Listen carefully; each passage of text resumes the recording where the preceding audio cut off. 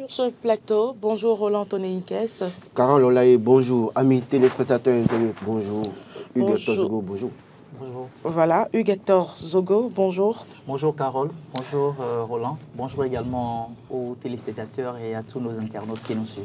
Alors nous allons démarrer par une information à la une du quotidien L'Emblème du jour, désignation des chefs quartiers de villes et villages, l'UPR, le BR et le FCBE fixés.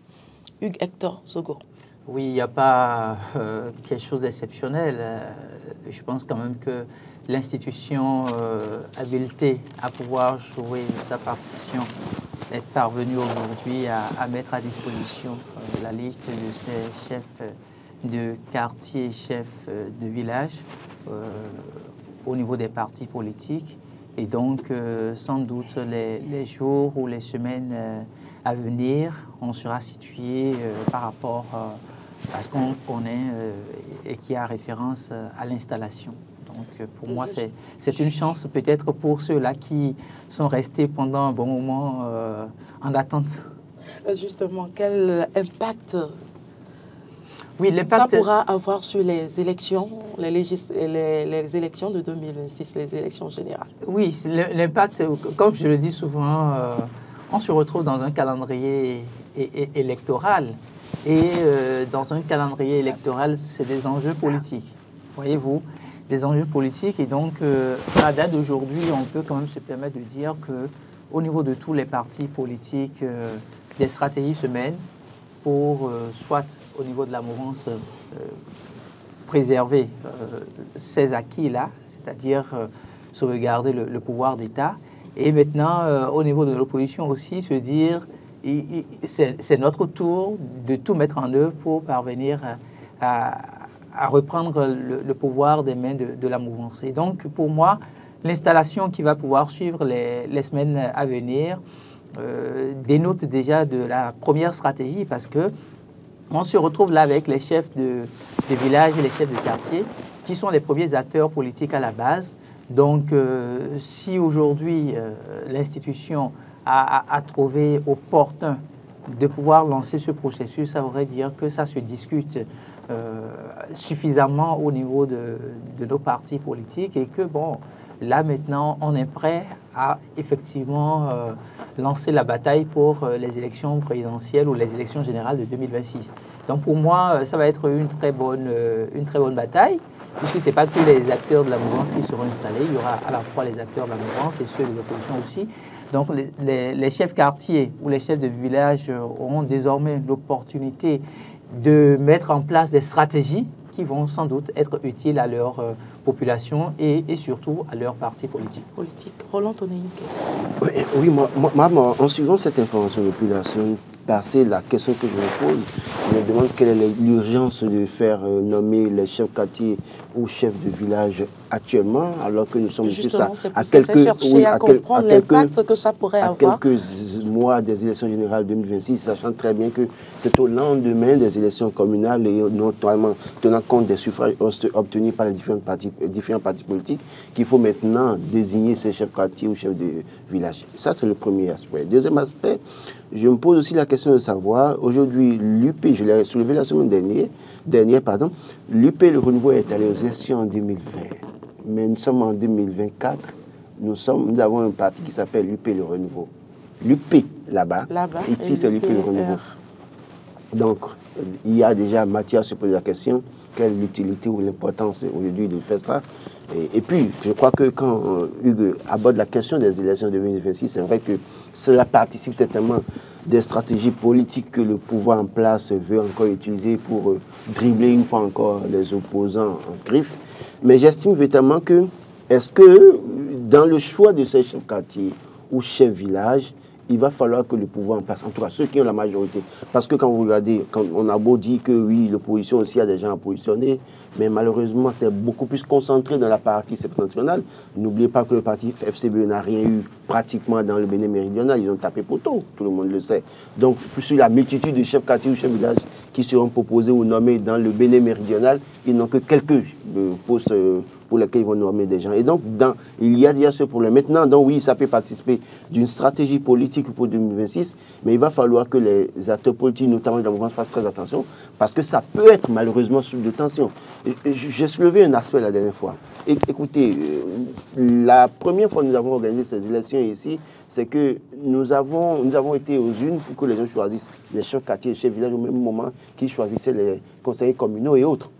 Et là maintenant, puisque c'est la même dynamique du pouvoir en place, ils ont pour la première fois appris à nommer les chefs, les maires, alors que les gens ont participé aux élections régulièrement. Et c'est entre les conseillers communaux qu'il faut choisir comment vous appelez, les maires, mais on a été surpris de voir que ce que vous appelez la loi interprétative, malheureusement, cette loi interprétative a contribué à nommer en plein processus électoral. On est retourné au Parlement pour de toucher la loi, pour nommer des maires. Et dans la continuité, on nous amène aussi cette affaire de nomination des chefs quartiers, des chefs villages. Et sachant très bien qu'il y a des gens qui sont parfois de moralité douteuse et qui, malheureusement, ayant la couverture des acteurs politiques, seront promus dans certaines localités, alors qu'en réalité, ces personnes ne sont pas des modèles. Il fallait laisser, moi je pense qu'au-delà de tout, il faut que nous puissions retourner aux fondamentaux de la démocratie, permettre aux citoyens de voter pour les chefs quartiers, les conseillers locaux d'abord, qui vont élire le chef quartier ou le chef village. Parce qu'à cette allure où vont les choses, on va nommer des gens qui seront les bras opérationnels du pouvoir en place, qui vont se permettre un certain nombre de laisser aller dans les localités et les populations n'auront pas droit à la parole. J'estime qu'il y a mal donne. Nous sommes en démocratie, à moins qu'on dise qu'on n'est plus en démocratie. Si on n'est plus en démocratie, qu'on nous le dise clairement. Parce qu'on a dit, ceux qui doivent diriger les gens dans les communautés, quartiers de ville, village, vous voulez rester là-bas. Parce que vous avez la majorité aux élections communales, nommer des gens pour nous.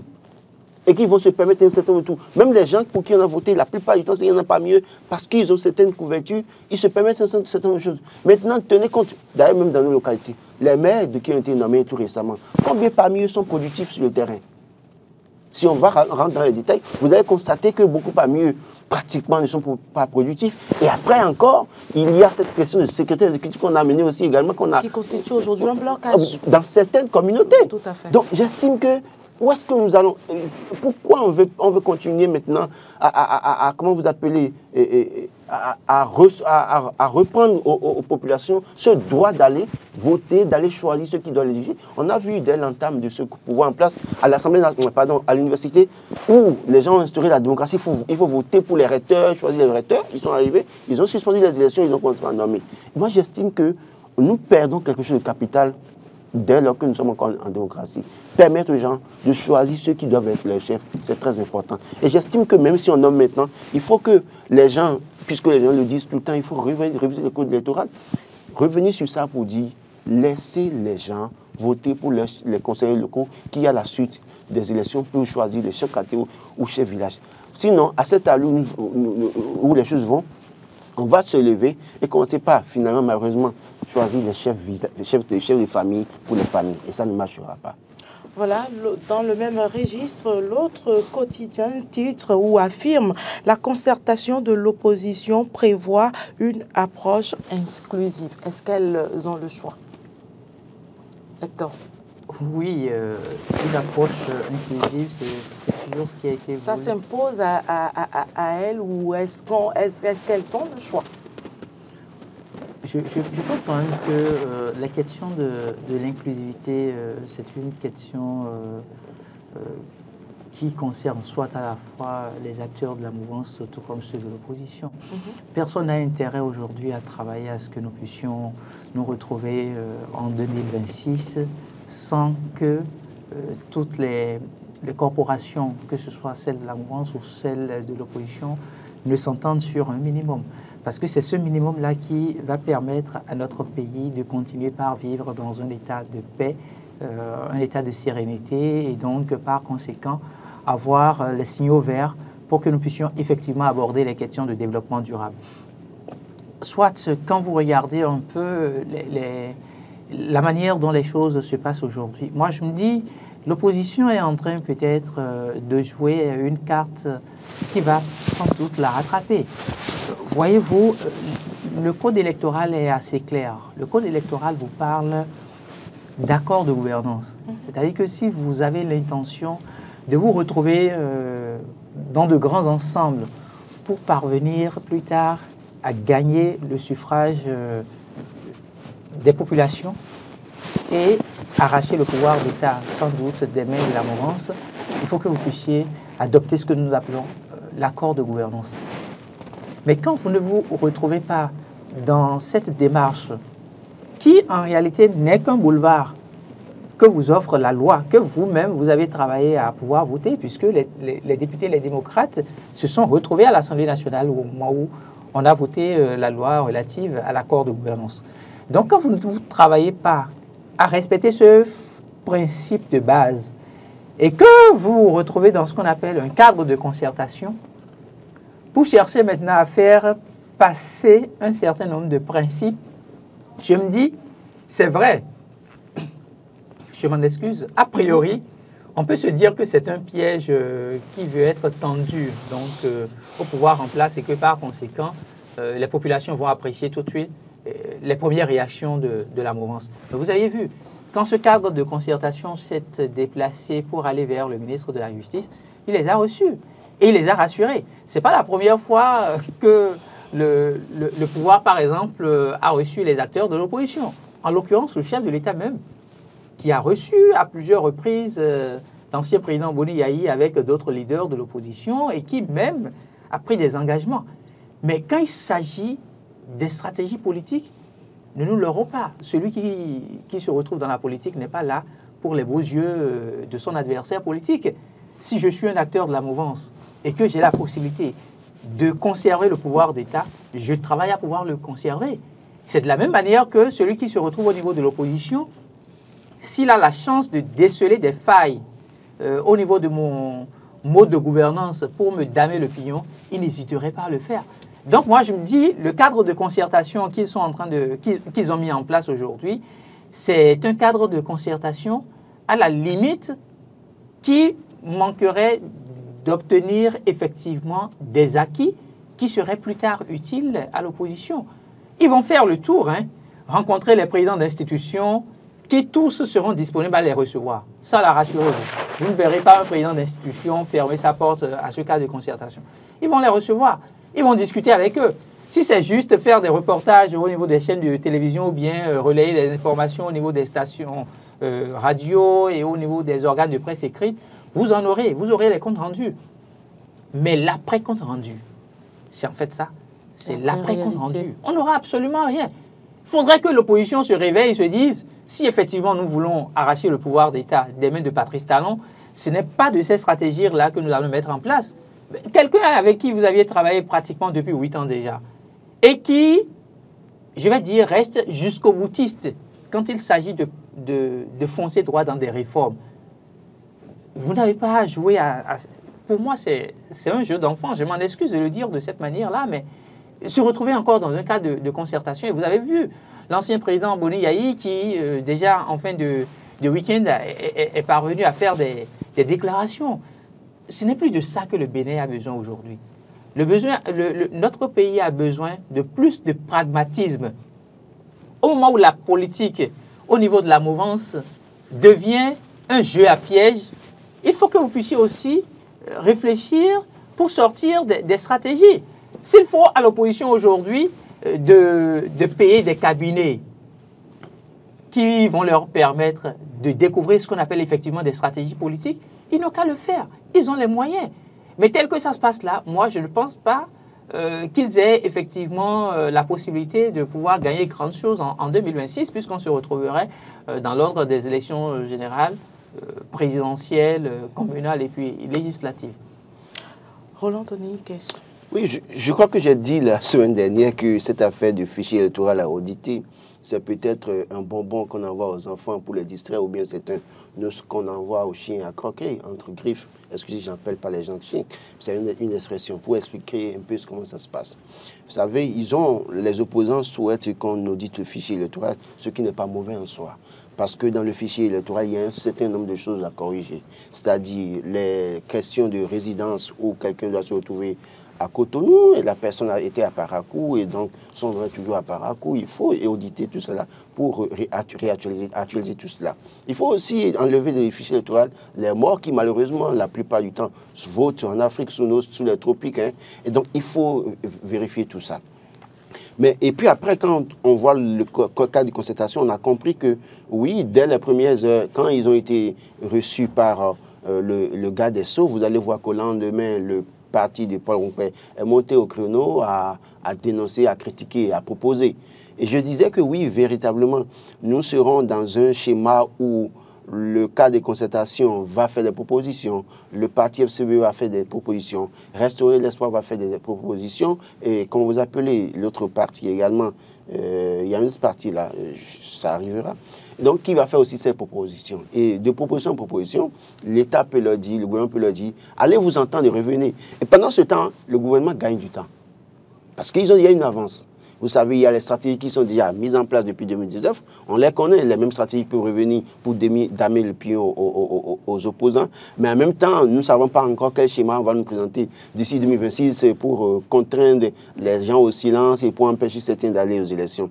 Et j'ai dit clairement que oui, mais ne serait-ce que ça. Mais quand vous voyez que maintenant le cas de concertation décide d'aller consulter les autres formations de l'opposition, je crois que c'est une bonne démarche. En fait, le peuple prendra acte de ce que, au moins, même si les autres n'ont pas voulu se rallier au cas de concertation, eux, ils ont fait la démarche pour aller les voir, pour les écouter, parce que l'essentiel aujourd'hui, c'est de centraliser les propositions des partis d'opposition qui estiment que oui, pour le fichier électoral, voilà ce qu'il faut faire. Pour que ce ne soit pas plusieurs positions au point où le pouvoir peut surfer sur ça pour leur faire perdre du temps.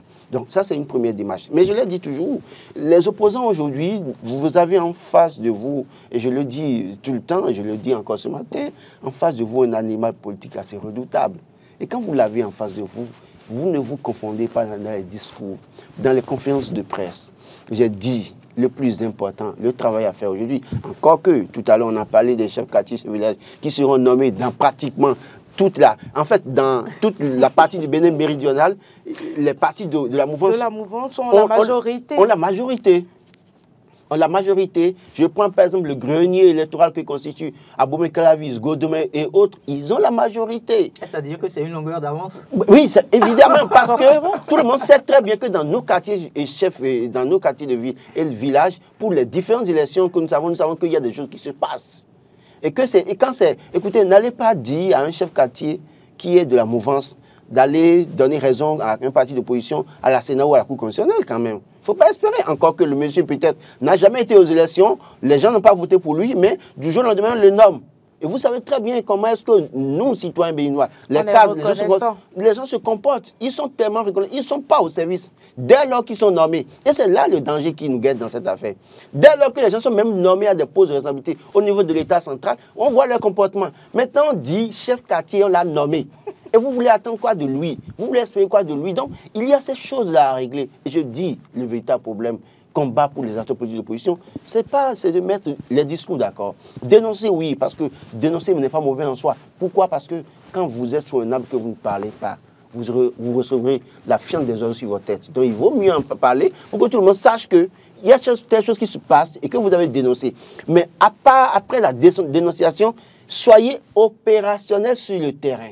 Quand bien même on va nommer des chefs quartier, chefs de quartier de ville ou bien des chefs villages, c'est que vous soyez présents, constamment présents et éveillés pour que les élections qui vont se dérouler en 2026, que vous ayez la grande partie des électeurs que vous avez convaincus pour aller aux urnes pour voter pour vous, mais en même temps que vous soyez éveillés pour surveiller vos suffrages. Autrement, vous allez rester là à faire dénonciation. Et je dis, parce que l'une des questions essentielles, les gens sont toujours revenus sur la question du code électoral.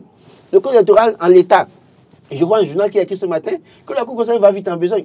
Écoutez, vous voulez attendre quoi de la Cour constitutionnelle? Justement. La Cour constitutionnelle a lu, en fait, quand on a voté, la Cour constitutionnelle, c'est une décision qui, en peu de temps, a déclaré la conformité de ce code électoral par rapport à la Constitution. et à valider pour que le chef de l'État puisse passer à autre chose. Et donc, c'est pour considérer qui, la semaine dernière ou semaine passée, a initié un atelier d'appropriation. Je me disais, mais comment des gens qui ont lu un texte, une loi, qui ont déclaré cette loi conforme à la Constitution, veulent organiser un atelier d'appropriation? Je comprends, hein? Bon, au-delà des 7 sages, c'est que c'est pour le personnel de la Cour constitutionnelle, pour qu'ils puissent comprendre. Mais le problème, c'est que la Cour constitutionnelle, qui est le gardien du temple, les 7 sages, qui sont censés écouter ce que disent les acteurs et politiques, ou un courant, les opposants disent non, ce code-là n'est pas bon. Et même dans la mouvance, il y a des gens, hein, quand vous les voyez en coulisses, ils vous disent clairement ce code, c'est pas bon pour nous. Ça va amener des tensions. La Cour constitutionnelle devrait, en l'état, rester un peu silencieuse et observer. Au cas où les députés, certains, voudront retourner à l'Assemblée nationale pour modifier le code électoral, mais la Cour constitutionnelle qui dit on s'approprie ce code, on nous montre clairement que, écoutez, il n'y a pas marche arrière. On évolue. C'est comme je le disais la dernière fois, la Sénat l'a fait. Donc malheureusement, c'est la Cour constitutionnelle. Malheureusement, les institutions qui doivent organiser les élections, que ce soit l'institution qui doit organiser ou l'institution qui doit siffler la fin de la récréation pour dire attention, cette institution dit je m'approprie ce code, que dénoncent certains acteurs. Cela suppose que quoi? J'ai dit aux opposants, je le dis encore ce matin, Patrice Talon peut-être, les élections auront lieu peut-être à Parakou, Patrice Talon est déjà à Carrefour Savait. Donc il vaut mieux pour eux se réveiller très tôt, chercher un plan B, C, D jusqu'à Z si possible, pour le surprendre. Autrement, ce n'est pas gagné d'avance. Et je le dis une fois encore, ils ont été dribblés en 2019, 2020 malheureusement, 2021 et 2023 encore. Malheureusement, s'ils ne se réveillent pas tôt, ils seront encore dribblés en 2026. Et après, on va dire non, il y aura des tensions. Non, j'appelle aux gens, les populations au calme. Écoutez, travaillez si vous voulez vraiment amener la paix en fait. Travaillez, sortez, allez voter. Mais n'amenez pas de trou. Parce qu'à cet allure où vont les choses, on dort. La paix est menacée, voulez-vous dire? Non, écoutez, il y aura des sources de tension. Parce qu'avec ce code, je répète encore ce matin pour dire, on dit 20%. Et dès lors que vous avez 20% dans presque toutes les circonscriptions électorales et que dans une seule circonscription électorale, vous n'avez pas les 20%, tout est à l'eau. Bon, il a parlé d'accord de gouvernance. L'accord de gouvernance aujourd'hui, on sait qui ça arrange. La preuve, ils nous ont déjà montré, ils nous ont annoncé les couleurs la dernière fois, pour la gestion des communes la dernière fois, en signant un accord de gouvernance déjà. Ils nous montrent les couleurs, ils nous annoncent les couleurs déjà, pour nous dire comment ça va se passer. Alors quand c'est comme ça, et que vous savez très bien que FCBE et démocrates en l'État ne s'entendent pas, les démocrates veulent faire accord de gouvernance avec qui? Sachant très bien que BR et UP, le renouveau, ont toujours partagé la plus grande partie des suffrages dans toutes les circonscriptions électorales du Bénin, et sachant très bien que c'est parce qu'eux-mêmes, ils en sont conscients qu'ils ne pourront pas avoir les 20% qu'automatiquement ils ont mis ça dans le code électoral, il y a un problème. Parce qu'il y a des partis qui malheureusement peuvent avoir tout, mais dans une circonscription électorale. Et vous imaginez si, par exemple, Carole Olaye, vous êtes candidate à Abomey-Calavi, vous avez été élu, vous avez fait l'effort, et vous avez pratiquement raflé tout dans la 6e circonscription électorale. Hugues Zogo est candidat à Agbanizou. Et pas Mégat, il n'est pas élu, ou soit il n'a pas les 20%.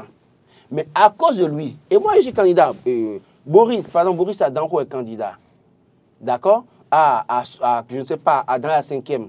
Votre invité ce matin, Madame Emima Akle Kekou est candidate dans Nati Tengou. Et puis, nous tous, nous travaillons à être élus. Nous avons les 20% dans nos circonscriptions électorales. Et parce que Hugues Zogo n'a pas 20% à Agbanizou, on annule tout. Vous imaginez ce que ça peut créer?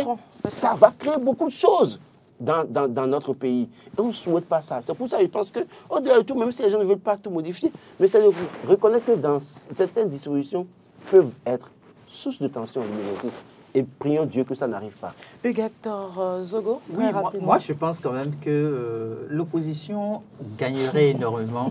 L'opposition gagnerait énormément à respecter la loi de notre pays, c'est-à-dire, je vais parler du code électoral. Du code électoral. Oui, parce que quand on regarde la composition, que ce soit du bloc républicain ou du parti l'Union progressiste de renouveau, on ne se permettra pas de ne pas dire qu'il y a aussi de tensions. C'est certes deux partis politiques qui soutiennent le chef de l'État, mais quand il s'agit des intérêts politiques, chaque parti cherche à tirer le drap de son côté. Et pourtant, ça ne les a pas empêchés, quand il a été question de s'unir pour la question de l'accord de gouvernance. C'est d'ailleurs les deux premières formations politiques qui se sont très tôt retrouvées pour l'accord de gouvernance. Si effectivement, moi je me le dis, hein, si l'opposition effectivement veut réussir à arracher le pouvoir d'État des mains de Patrice Talon, il faut que les leaders puissent s'oublier. Il y a ce qu'on appelle l'effacement. Si vous êtes un leader, vous devez savoir vous effacer. Si vous voulez donner effectivement raison au peuple béninois, en disant le peuple béninois ne veut plus de Patrice Talon et de tous les acteurs qui ont travaillé avec lui depuis 2016 jusqu'en 2026, prenez vos responsabilités. Vous n'avez qu'une seule alternative, c'est l'accord de gouvernance. Puisque tout le monde est conscient que même si l'on partait aux élections sans l'accord de gouvernance, ni le parti, l'Union progressiste, le Renouveau, ni le bloc républicain qui se retrouve quand même à avoir plus de députés à l'Assemblée nationale et de maires installés sur le territoire national, ne parviendraient à avoir les 20%. Alors, à partir de ce moment, qu'est-ce qu'on vous a proposé comme alternative? C'est l'accord de gouvernance. Les autres ont trouvé qu'il faut aller à l'accord de gouvernance. On ne vous prive pas de cet accord de gouvernance. Qu'est-ce qui empêche les FCBE, les démocrates et tous les autres partis de l'opposition de se remettre en cause et de dire, bon, écoutez, jusqu'à un passé récent, voici ce qui nous divisait. Mais nous avons en face de nous un adversaire à combattre sur le plan politique. Justement, pensez-vous que cet adversaire les laisserait s'unir aussi facilement? S'ils ont de difficultés entre eux à ne pas s'entendre, et c'est parce que peut-être Patrice Talon serait l'acteur fondamental qui mettrait des stratagèmes en place pour les diviser, ça aurait dit qu'ils sont dans l'opposition sans conviction. Parce que si vous vous retrouvez effectivement dans l'opposition avec une certaine conviction, qu'est-ce qui peut en réalité empêcher un être humain de ne pas rester ferme à sa conviction si ce n'est pas l'argent? Justement, je crois que n'oubliez pas que nous avons plusieurs courants d'opposition. Oui, on a plusieurs courants. Ils ne parlent pas le même langage. Ils savent comment certains parmi eux ont été suscités opposants. Je suis entièrement d'accord. Et pour moi, c'est pourquoi je parle de conviction. Si vous n'êtes pas dans justement, n'est-il pas temps que l'intérêt général prime? L'intérêt général va primer, mais les acteurs politiques, est-ce qu'ils connaissent ce qu'on appelle l'intérêt général? C'est ça, on est en train de vivre la réalité. Je crois que l'accord de gouvernance dont parle Hugues Tozogo, il faut qu'on se dise la vérité. Quand vous regardez les élections de 2023, avec qui le Parti des démocrates peut faire accord de gouvernance aujourd'hui et espérer gagner une élection en l'État? Non, mais quand vous prenez les partis, quand vous prenez les démocrates, vous savez, cette question que vous posez, elle est assez pertinente. Mais si les démocrates savaient qu'elle ne pouvait pas faire d'accord de gouvernance avec d'autres partis, pourquoi elle met en place le cadre de concertation? Mais elle met le cadre de concertation en place pour parler une même voix, et notamment la alors, ceux qui se retrouvent aujourd'hui au niveau du cadre de concertation, ils n'ont qu'à se retrouver ensemble pour l'accord de gouvernance. Mais justement, tous les partis politiques ne sont pas dans ce cadre de concertation. Mais ceux qui sont là, déjà, n'ont qu'à se mettre d'accord sur l'accord de gouvernance. Ils sont quand même près d'une dizaine aujourd'hui dans le cadre de concertation. Quand vous avez des leaders comme Daniel Eda, c'est quand même des leaders politiques. Non, attendez, je vais vous dire. Moi, je pense sincèrement que... Oui, bon, j'estime véritablement que quand j'évoque la question d'accord de gouvernance, vous allez voir, j'ai toujours soulevé un problème essentiel dans l'organisation des élections depuis 2007, en tout cas 2019, 2020, 2021, 2023. Vous allez voir que certains ont appelé au boycott en 2019, la plupart, et puis certains ont été empêchés d'aller aux élections avec les stratégies politiques mises en place.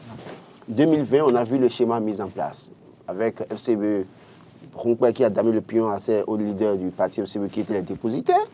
Et 2023, 2021, par exemple, on a pu voir comment quelqu'un sorti de nulle part sans parti politique a été candidat. Après, a constitué son parti, est revenu maintenant dans l'UP Le Renouveau aujourd'hui. Et puis 2023 également, nous avons vu. Mais quand ça voudrait dire que l'opposition n'a pas les moyens aujourd'hui de combattre Patrice Talon. Non, mais disons la vérité. Le jeu politique... Tous ces acteurs réunis... Attendez. Maintenant, quand vous prenez les partis de la mouvance aujourd'hui, vous regardez les chiffres de 2019 à 2023, il y a une constance. C'est-à-dire les mêmes électeurs qui sont sortis, en tout cas, déjà même depuis 2016, hein, si vous voulez aller voir les chiffres, le nombre de suffrages obtenus par parti salon au premier tour des élections de 2016, vous regardez, de 2016, 2019, 2020, 2021, 2023, ça n'a pas pour autant changé. Il y a une constance.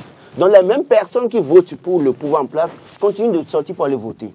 Pendant qu'au niveau des opposants, ceux qui doivent aller voter pour eux, certains ne se retrouvant pas dans les schémas de candidature proposés, ont fait abstention. Et donc, il y a cette question à régler. Je crois que le plus important problème, défi pour le Parti démocrate, les démocrates de lui, c'est d'aller convaincre les électeurs à aller voter.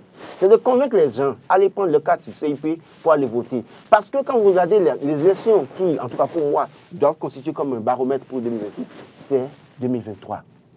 L'UP Le Renouveau et le BR ont réussi à avoir des députés, ont réussi à avoir des élus dans pratiquement toutes les institutions électorales et ont eu des votants. Donc, pendant que le Parti démocrate a eu des difficultés, le Parti FCB qui a été en griffe utilisé en 2020, je le disais depuis des années que dès lors que le Parti démocrate sera dans la bataille, on ne le verra pas. Et puis, véritablement, en 2023, on ne les a pas vus. Justement. Donc, un parti qui pratiquement a eu quelque chose en 2020, mais en 2023 n'a rien eu sur le terrain politique, il y a nécessité carrément pour les acteurs politiques de l'opposition d'aller convaincre carrément les électeurs plutôt que de vouloir compter sur un accord de gouvernance qui en réalité ne leur sera pas profitable parce que les autres partis ont montré finalement qu'ils ne valent pas une feuille de texte. Merci Roland. Nous allons aborder un dernier sujet. J'y tiens avant de poursuivre cette émission. Il s'agit du décès du jeune Faisal à Parakou. Encore une bavure policière. Hugues Hector Zogo.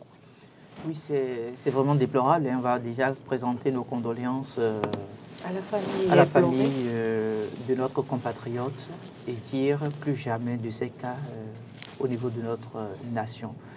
Moi, je suis très peiné de ce scénario-là et surtout de la période à laquelle c'est intervenu. Parce qu'on se retrouve dans une période très sensible où nos forces de sécurité et de défense sont davantage appelées à travailler à la quiétude des populations. Et c'est en ce moment-là que de brebis galeuses commettent l'irréparable. Vraiment. Parce qu'en réalité, quand vous faites très attention, vous vous rendez compte que la police républicaine, c'est une institution qui fait énormément pour les populations béninoises. Alors, je me pose la question de savoir qu'est-ce qui a pu se passer jusqu'à ce qu'on ait pu perdre un compatriote dans un environnement pareil. Jusqu'à présent, je continue de me poser la question de savoir qu'est-ce qui a pu se passer. Un excès de zèle, moi je dirais tout simplement. Bon, un excès de zèle. À un moment donné, quand on se rend compte que la personne a forcément plus suffisamment d'énergie, justement, on peut quand même rebrousser chemin. On peut rebrousser chemin. Qu'est-ce qui a pu conduire à tout ça? Et aujourd'hui, vous voyez ce que ça fait. Ça laisse de discrédit sur toute une institution.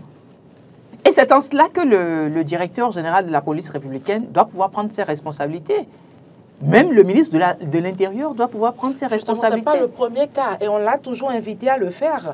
Donc si la situation perdure, ça veut dire qu'il y a quand même un problème. Oui, c'est-à-dire que c'est vrai, des bavures policières, nous en avons connu dans notre pays, mais ce cas est plus qu'alarmant. Parce que quand vous regardez le scénario, vous vous dites, c'est pas possible. Parce que où est-ce que l'individu a été retrouvé? Imaginez un peu si ce n'était pas la force des réseaux sociaux. Justement, ça va si ce n'était pas la force des réseaux sociaux, ça serait passé inaperçu. On va juste découvrir un compatriote qui gît dans les sangs. Et puis, après, on se dirait c'est peut-être des malfrats qui l'ont assommé. Et on va se poser plusieurs hypothèses sans jamais parvenir à savoir effectivement de quoi il est décédé.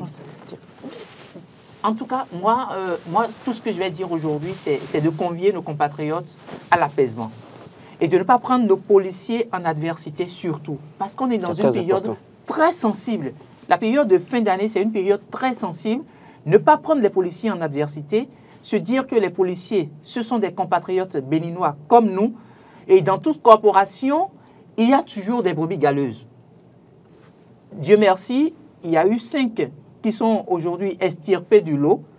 La police va sans doute, à travers la hiérarchie, mettre en place des stratégies pour continuer par dénicher ceux-là qui ne veulent effectivement pas honorer l'institution. et jusqu'à ce que nous puissions un jour avoir une police républicaine au vrai sens du mot. En tout cas, bon courage à tous ces acteurs-là, parce qu'ils font énormément pour la République, et ce n'est pas le moment de leur en vouloir. De leur jeter la vie, elle est sacrée, et il faut que chacun aujourd'hui travaille à ce respect. Roland Tonné-Ikes. Alors, moi, je respecte la police républicaine. J'ai lu le communiqué de la police républicaine qui demande désormais que si quelqu'un vous demande, un policier demande à fouiller votre portable, de dénoncer. Mais écoutez, qu'on ne se leurre pas. Les policiers exigeaient la fouille des portables des citoyens. On dénonçait à plusieurs reprises. Oui. Les gens sont surtout dans la période où ils luttaient contre la cybercriminalité. Les gens dénonçaient, mais on n'avait pas eu ce communiqué. Cela, c'est parce qu'à un moment donné, ils ont reçu du pouvoir. Parce que dès lors que les populations dénonçaient et qu'on ne disait rien, il a fallu maintenant que c'est pas à la suite de l'exigence de fouiller portable que le gars, on voit Faïssal décédé maintenant et puis on sort un communiqué. J'estime qu'à un moment donné, quand les populations dénoncent, que les gens écoutent les populations et prennent les bonnes décisions en son temps. Ça, c'est un premier fait. Deuxième fait, je le dis aux agents de la police, nos frères et sœurs qui sont là-bas, quand on vous envoie, sachez que vous envoyez. Souvenez-vous de cette affaire qui a lieu à Natitengu. Justement. Où ils étaient en train de faire le travail. Parce que peut-être ils ont reçu des instructions. Mais au final, c'est quoi? On les a arrêtés. C'est eux qui ont subi. Aujourd'hui, les 5 en réalité qui sont arrêtés. Vous allez me dire que peut-être qu'après on va dire oui, c'est eux qui ont fait cette bavure, d'accord, policiers, d'accord. Mais si vous allez les écouter, ils vont vous dire peut-être aussi, de vous donner aussi leur part de vérité. Malheureusement, on n'aura jamais cette part de vérité parce que c'est la grande muette et puis ils vont subir. J'estime véritablement que les jeunes policiers, nos frères et sœurs qui parfois font preuve d'excès de zèle, qu'ils comprennent que quand bien même on vous... Parce que battre quelqu'un à mort, c'est quand même... Non, vous savez, en fait, c'est des choses qui peuvent arriver. Mais je dis, quand on vous envoie, sachez vous envoyer. Pourquoi? Parce que il suffit seulement peut-être d'une paire de gifles, quelqu'un peut tomber et mourir, banalement. Parce que la personne était déjà fragile. Avec déjà des antécédents sanitaires, et rien que pour peut-être, vous l'avez giflé, il tombe, il meurt, et puis après on se dit, mais finalement, comment j'ai ça? Mais là, c'est difficile. Vous allez voir. Ils l'ont bastonné. Oui, enfin, on n'a pas fait l'autopsie. Ils ont déjà enterré le corps. Si ils avaient fait l'autopsie, on aurait su s'il a été bastonné ou pas. Mais je vous dis, dans des cas donnés, des gens, des antécédents sanitaires, et malheureusement, juste parce qu'on le gifle, parce qu'on le pousse, il peut tomber. Soit il est sur la moto, on l'a brutalisé un peu, il est tombé sur la nuque, et puis finalement, il s'en est allé. Donc, c'est possible. Je ne défends pas les policiers. Mais je dis, c'est pour ça que vous devez faire attention dans les situations. Quand vous arrêtez les gens, n'essayez pas de vouloir forcer à un moment donné. Et dès lors que le monsieur n'est pas peut-être en irrégularité, en tout cas en illégalité, pardon, je pense qu'il vaut mieux continuer son chemin. Vraiment, il y a des gens qui vous arrêtent, des policiers qui vous arrêtent parfois, et ils vous disent, mais écoutez, ce que vous faites là, c'est pas bon. Corrigez ça. Et puis après, ils continuent leur chemin. Effectivement. Parce qu'ils ont conscience de ce que, quand ça va péter, après c'est eux. Parce qu'en fait, à un moment donné, vous savez, le jeune Faïssal est décédé, donc. Mais il faut trouver des gens pour payer. Justement, forcément. Et ceux qui vont payer, c'est qui? C'est eux qu'on a envoyé en mission pour aller faire patrouille. Et s'ils doivent parler, ils vont parler aussi, donner leur version. Peut-être qu'ils vont trouver un avocat qui va les défendre avec leur position. J'estime véritablement que c'est à eux, surtout, de faire attention parce que les responsables, la hiérarchie ne voudra jamais qu'on jette de l'opprobre sur l'institution. Et donc, de ce point de vue, c'est vous qui payez et vous n'aurez même pas droit à la parole. Mais ceci étant, je pense que véritablement, nous sommes dans une période de fin d'année également, que les gens aussi travaillent à se sécuriser. Et quand la police vous arrête à un moment donné, j'estime que si vous ne vous reprochez rien, les deux mains en l'air, livrez-vous. Mais ils ont des droits. En refusant de remettre son téléphone, ce n'est que son droit. Carole Olaï, je ne dis pas plus de ça. Je sais qu'à ce niveau, la police républicaine a sorti un communiqué qui nous donne plein de droits. Maintenant, si un policier vient là, on peut dire non, tu ne peux pas fouiller le portable. Mais dans des moments donnés, si vous n'êtes pas... Il n'y a pas du monde autour de vous là. La meilleure option là. Parce que, tôt ou tard, il y aura des bruits galeuses. Ils vont dire, mais tu nous as tenu tête et que tu nous as brutalisé. Et tu vois, tu perds ta vie à des moments donnés pour éviter ces déboires. À un moment donné, parfois, roule les mains. Même si je ne partage pas cette lecture. Caroline, si on vous arrête, ils font partie de ceux qui font respecter le droit. Normalement, ils ne doivent pas porter atteinte. Caroline, je suis parfaitement d'accord avec vous. Je vous dis, si un policier vous arrête, par exemple, Carrefour, à Conville, Carrefour, Carrefour, sur le marché du pont, vous pouvez faire ce que vous dites parce que les gens sont là. Mais si les policiers viennent vous arrêter, au Carrefour Zoumbia, dans la bourse là-bas, n'osez pas, ne leur tenez pas tête parce qu'ils vont peut-être. Ça, c'est parce justement, que. Quand vous le dites, vous les encouragez. Je ne les encourage pas. J'ai tout à l'heure. Non, j'ai tout à l'heure dit. Je ne suis pas du tout d'accord. J'ai tout à l'heure dit. Parce que normalement, les règles sont claires, la loi, les tests sont clairs. Il faille forcément maintenir l'ordre. Je n'encourage personne. Je n'encourage personne. S'il n'y avait pas de témoins. Mais c'est une perte de vie. Une perte de vie. C'est une perte énorme. S'il n'y avait pas de témoins, s'il n'y avait pas de témoins qui ont vu la scène, comment ça s'est passé là, est-ce qu'on peut savoir? Ça, c'est vrai, mais ne pas défendre cela sur ce plateau. Je ne défends pas. Carole, en fait, c'est pas qu'il Roland n'est pas. Je ne défends pas. Mais ce qu'il demande aux citoyens béninois aujourd'hui, c'est qu'ils se mettent dans une posture de « je ne tiens pas tête aux forces de sécurité ou aux forces de défense publique ». Et ça, nous devons quand même travailler à éduquer nos populations à cette démarche-là.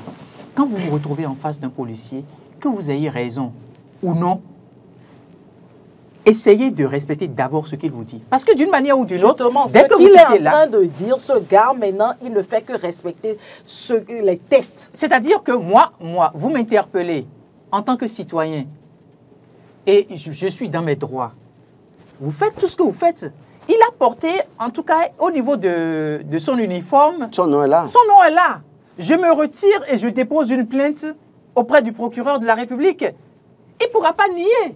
Mais quand vous commencez par lui tenir tête... Est-ce que les Béninois connaissent le droit? On n'a pas dit que Faïsal a tenu tête aux policiers. On a dit, fort heureusement, des gens ont été témoins vus. Je ne refuse pas. Mais dans le cas où vous parlez sur ce plateau, c'est tout comme si le policier peut se permettre de tout faire. C'est pas ce qu'on dit. Nous avons parlé tout à l'heure. Vous vous retrouvez dans des situations où vous n'avez personne pour servir de témoin, par exemple. C'est ça. La meilleure option, c'est de garder votre calme. Calme, c'est simple. Et après, d'ailleurs, même la manière dont vous parlez aux policiers, à des moments donnés, lui-même, il va pouvoir se remettre en cause. Il se dit, mais il ne me tient pas tête. Je suis en train de lui mettre la pression, mais il est tout calme. À un moment donné, il va se poser des questions. Est-ce que c'est le rôle du policier de mettre la pression? Non, mais écoutez, nous allons poursuivre. Nous allons poursuivre. Carole est très fâchée. Non, c'est une perte non seulement pour la famille, mais aussi pour la justement, nous sommes entièrement d'accord. Là où moi, ça me révolte, c'est que ça perdure, la situation perdure. Je vais vous donner un cas très simple. Malgré les dénonciations. Je vais vous donner un cas très simple. Il faut faire quoi? Le policier... On va continuer par dénoncer. Oui, il faut dénoncer. Il faut dénoncer. Vous ne le faites pas. Carole, je vous donne un exemple très simple. Vous avez le policier qui est peut-être resté à la garde. Vous êtes complaisant ce matin. Non, vous connaissez très bien. Le policier est peut-être resté à la garde jusqu'à 6 h du matin. Celui qui devrait le remplacer n'est pas arrivé au poste. Son responsable hiérarchique lui demande de rester là. D'accord? Et quelques moments après, on envoie pour une mission. Vous imaginez déjà l'état dans lequel il se retrouve, l'état psychologique dans lequel il se retrouve, s'il n'a pas la chance de faire autant d'années d'expérience dans la profession. Et donc, celui-là sur le terrain, n'attendez-vous pas à autre chose. Il va être sur les nerfs. Les policiers qui se mettent à taper dans la cigarette. Il y en a qui giflent même. Oui. Donc, vous voulez... Mais je pense, je continue, je précise encore une dernière fois pour finir, Carole. Je dis, si un policier vous arrête au Carrefour, en tout cas, pour votre survie, écoutez, attendez. Je dis, si un policier vous arrête au Carrefour à Conville, Carrefour Kékou ou Pota, il y a du monde. Vous pouvez vous permettre un certain nombre de choses. Maintenant, autre chose. Mais si c'est quelque part éloigné où il n'y a pas... Faïsal a eu la chance pour qu'on en parle lui, parce que des gens ont été témoins. Voilà. Imaginez le cas où personne n'a été témoin. Vous allez voir, on va le trouver mort quelque part un jour, on va dire que quelqu'un l'a assassiné. Et pourtant, donc, dans ce cas, si vous n'avez pas, roule les mains, chef, faites ce que vous voulez. Et je pars d'abord. Après, on va régler. C'est ça. Merci, Roland. Et je pense quand même que nous devons aussi travailler en tant que citoyens à respecter les policiers, respecter nos forces de défense publiques. Mais quand on vous envoie, sachez vous envoyer. C'est très important, je suis sur ça. Merci à vous, Roland Toneikes. Merci, Hugues Hector Zogo. Nous sommes là pour sensibiliser. C'est ce que nous faisons et pour le maintien de la quiétude et la cohésion sociale dans notre pays.